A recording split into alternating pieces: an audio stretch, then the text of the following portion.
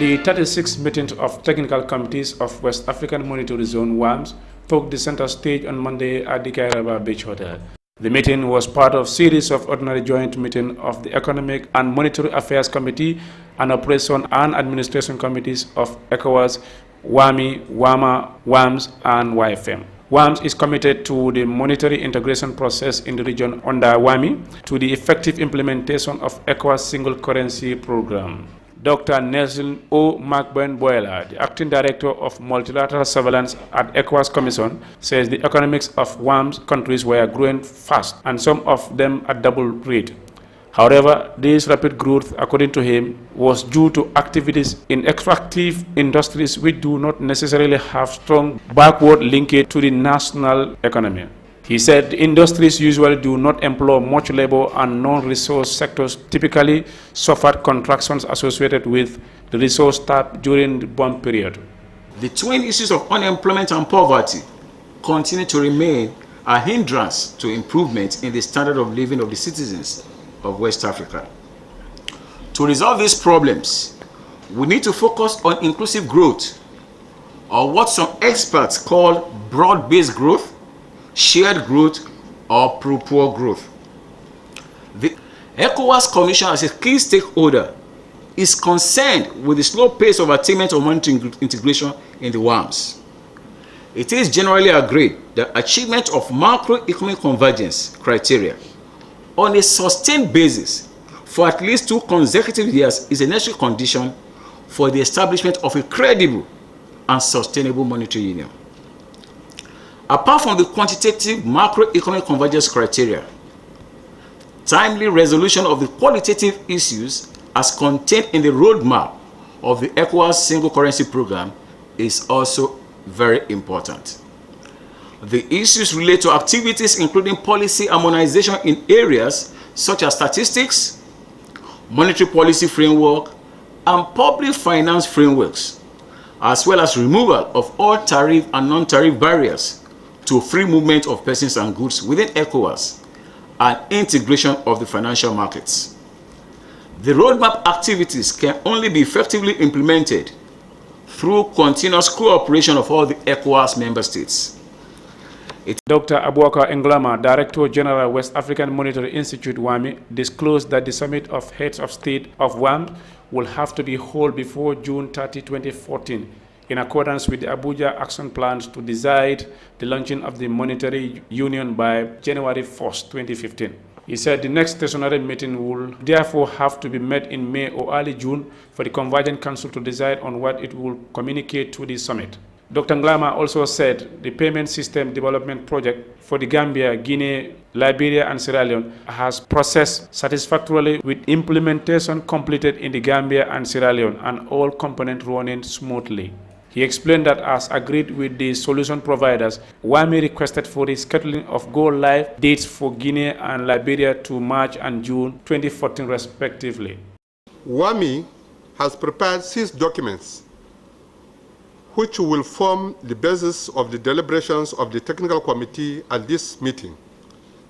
Notable among these is the interim report on the state of preparedness for monetary union on January 1, 2015, as requested by the Convergence Council at its 32nd meeting held in Accra, Ghana.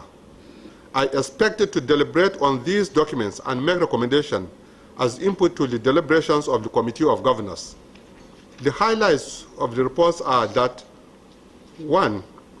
Global economic growth remained low during the first half of 2013 on account of the sluggish growth in China and the continuous recession in the euro area and other advanced economies. Notwithstanding the slowdown in global economic activities, growth in the WAMS continued to be strong, driven mainly by the services and agricultural sectors. Average inflation rate for the zone declined to single digit, underpinned by generally tight monetary policy stand adopted by member states. Dr. Alhassan Idrisu, Director, Economic Research and Focus Division, Ministry of Finance of Republic of Ghana, described the meeting as a testimony that Wamz single currency project was on course and that member countries were prepared to spend their resource and time to ensure the realization of the goal of the project. He said all monetary union in the making should be conscious of the recent development in the Eurozone, but he was quick to highlight that Wamz has been monitoring the current challenges facing the Eurozone with keen interest and how they are resolved over time. I have not yet come across in the wake of the Eurozone sovereign debt crisis any suggestion that discredits the relevance of a monetary union to economic growth and development. One key lesson emanating lately from the reaction of the people in the troubled states of the Eurozone is that no matter how painful and draconian the austerity measures are, there is a general consensus to maintain the integrity of the Eurozone. This is an affirmation that monetary union and economic integration remain a powerful tool for rapid economic growth and development of member states. As we deliberate on the reports for the Committee of Governors, let us remain resolute and united in our collaborative efforts to deal with the challenges militating against the timely realization of Wamz objectives. Indeed, the key challenge has been the failure of member countries to comply with the convergence benchmarks. In this light, we have to intensify our efforts to satisfy the primary and secondary convergence criteria, as well as harmonize our policies to engender the formation of the monetary union at the launch date. Ghana's performance on the convergence scale, like other member states, has been mixed. I'm reliably informed that the country satisfied 2 out of the 4 primary convergence criteria in the last assessment period, compared to 2011 when the country satisfied all 4. In spite of this, we are committed to delivering on our obligations spelled out by the Wamz agreement. Speaking earlier, Abdoulaye Diallo, Permanent Secretary, Minister of Finance and Economic Affairs, says the work of the technical committee was an enormous one. He assured the government of the Gambia's commitment to realization of ECOWAS monetary cooperation program. May I reiterate that the government of the Gambia remains committed to the realization of the ECOWAS monetary cooperation program and has ratified most instruments for its creation. Additionally, the requirements of the roadmap for individual member countries are also incorporated in our national economic management strategies. It is gratifying to mention that we have introduced the value-added tax in January of 2013, and on course in the implementation of most action plans of the roadmap to the launching of the single currency. Ladies and gentlemen, after nearly 3 decades into this program, good progress has been registered in the areas of economic growth and governance, but challenges also still remain.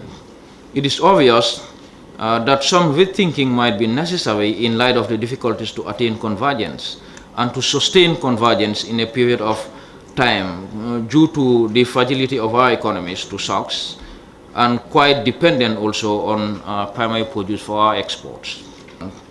Though critical from an economic perspective, a single currency ECO can help to bring about faster convergence through the facilitation of trade in our zone and also the harmonization of the valuation of goods and services in our member countries.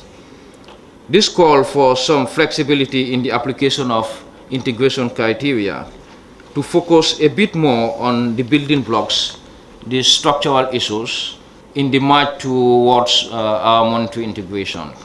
Monday's meeting also coincided with the 15th meeting of College of Supervisors of West African Monetary Zone. In an interview with Esa Drame of the Central Bank of the Gambia, who also doubled as the current chairman of College of Supervisors, explained the rationale behind the formation of the College of Supervisors in the region. The major successes registered by the College of Supervisors, the first one is there is closer collaboration and cooperation between supervisors. Information is shared between us in a speedy manner. And we have also established a financial stability report, which we used to publish half-yearly and now annually. dealing with the entire financial system of the West African Monetary Zone.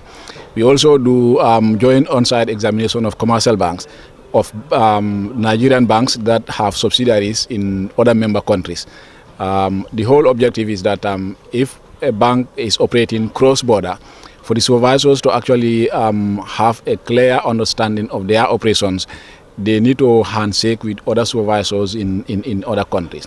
So against that background, we conduct joint on-site examinations with Nigerian examiners.